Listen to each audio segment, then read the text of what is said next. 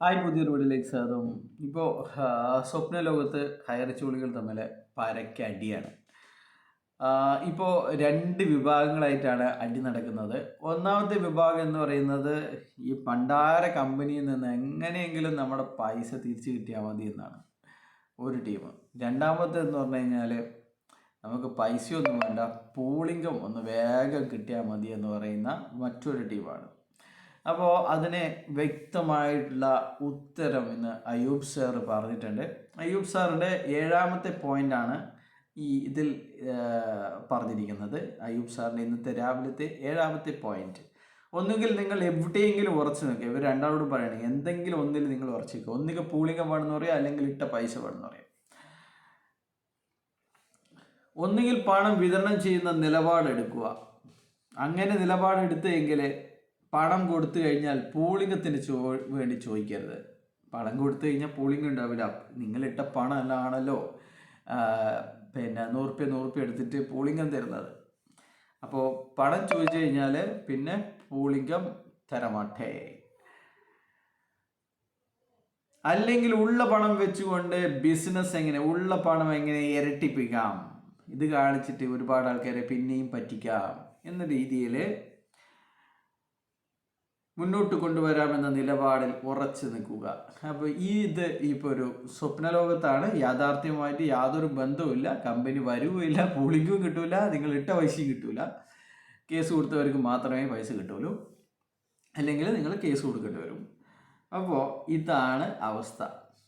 പൂളിംഗം കൊടുക്കാൻ അല്ലെങ്കിൽ ആർക്കെങ്കിലും പണം തിരികെ കൊടുക്കാൻ ഇവർ സമ്മതിക്കില്ല എന്നുള്ളതാണ്. ഇപ്പോൾ നിങ്ങൾക്കറിയാം, കഴിഞ്ഞ പ്രാവശ്യമൊക്കെ 100 രൂപ 200 രൂപയൊക്കെ ചോദിക്കുന്ന സമയത്ത്, ഒക്ടോബറിലെ അവസാന പിരിവിൻ്റെ സമയത്ത് ശ്രീന പറഞ്ഞിരുന്നത് എല്ലാവരും ഇതിൻ്റെ സ്ക്രീൻഷോട്ട് സൂക്ഷിച്ച് വെക്കണം, നിങ്ങൾക്ക് എല്ലാവർക്കും പണം തിരികെ തരും, നമ്മുടെ കമ്പനി തിരിച്ചു വന്നിട്ടാകുമ്പം ഈ പ്രൂഫ് കാണിച്ചു കഴിഞ്ഞാൽ നിങ്ങൾക്ക് ഇപ്പം പണം തരും. നമുക്കിപ്പം ചെറിയ ബുദ്ധിമുട്ട്, സുപ്രീം കോടതിയിൽ 8 ലക്ഷം 25 ലക്ഷം മറ്റടുക്ക് 8 ലക്ഷം അതൊക്കെ കൊടുക്കൊണ്ടുകൊണ്ടാണ് നിങ്ങളോട് പണം ചോദിക്കുന്നത് എന്നാണ്. അപ്പോൾ അതൊക്കെ മറന്ന് പിന്നെയും ഒക്ടോബർ എന്ന് പറഞ്ഞു, ഒക്ടോബർ കമ്പനി തിരിച്ചു വരുന്നൊക്കെ പറഞ്ഞതാണ്. അതും മാറ്റി, അവസാനത്തെ എരപ്പും മാറ്റി, പിന്നെയും 2-3 വട്ടം എരന്ന് ഇപ്പം നിയമപരമായിട്ട് പോലീസ് ഇടപെട്ട് അത് ആ പരിപാടി പൂട്ടിച്ച പിന്നെയാണ് ഇപ്പം എരപ്പ് നിർത്തിയത്. അപ്പോൾ ഒരുപാട് ആൾക്കാർ വിചാരിക്കുന്നുണ്ട് നിങ്ങളുടെ പണം തിരികെ വാങ്ങിയിട്ട് നമുക്ക് ലോൺ അടക്കാം, ജപ്തി ഒഴിവാക്കാം, മറ്റ് കാര്യങ്ങളൊക്കെ കല്യാണം കഴിപ്പിക്കാം എന്നൊക്കെ വിചാരിക്കുന്നുണ്ട്. അവരെ ഇവർ തടയും. ആര്? പൂളിംഗം ടീംസ് തടയും. അവർക്ക് പൂളിംഗമാണ് വേണ്ടത്. പൂളിംഗം ഇവർ പണ്ടേ പറഞ്ഞുകൊണ്ടിരുന്നത് പൂളിംഗമാണെങ്കിൽ 3 ഇരട്ടി കിട്ടും, ഇട്ട പൈസയാണെങ്കിൽ നിങ്ങൾ ഇട്ട പൈസയുടെ കഴിച്ചിട്ട് നിങ്ങൾക്ക് പൂളിംഗം കിട്ടിയതിൻ്റെ ബാക്കി മാത്രമേ കിട്ടുള്ളൂ എന്നാണ് പറഞ്ഞിരിക്കുന്നത്. അപ്പോൾ അയ്യൂബ് പറഞ്ഞ പോലെ നിങ്ങൾ എവിടെയെങ്കിലും ഒന്ന് ഉറച്ച് നിൽക്ക് ഹൈറിച്ചോളികൾ. പൂളിംഗമാണോ വേണ്ടത്, ഇട്ട പൈസയാണോ വേണ്ടത്? എല്ലാവരും കമൻറ്റ് ചെയ്യുക കേട്ടോ. പിന്നെയുള്ളത് പറയുന്നത് ഹൈറിച്ച് എന്ന കമ്പനി നമ്മുടേതാണ്. ഇവൻ്റെ പറയുന്നില്ല, ഞാൻ മോശം വർത്താനൊന്നും പറയുന്നില്ല, അതുകൊണ്ടാണ്. ഹൈറിച്ച് എന്ന് പറയുന്നത് ഭാര്യയുടെയും ഭർത്താവിൻ്റെയും മാത്രമാണ്, അല്ലാതെ വേറെ ആരുടേതുമല്ല. നമ്മുടേത് കൂടിയാണ്. അതിനെ തിരിച്ചു വരേണ്ടത് നമ്മൾ കൂടിയാണ്. മാനേജ്മെൻറ്റിൻ്റെ കയ്യിൽ പണമില്ല എന്ന് പറഞ്ഞതുകൊണ്ട് കേസ് നടത്താതെ ഇരുന്നാൽ നമുക്കാണ് നഷ്ടം. പിന്നെ നമുക്കാണ് നഷ്ടം.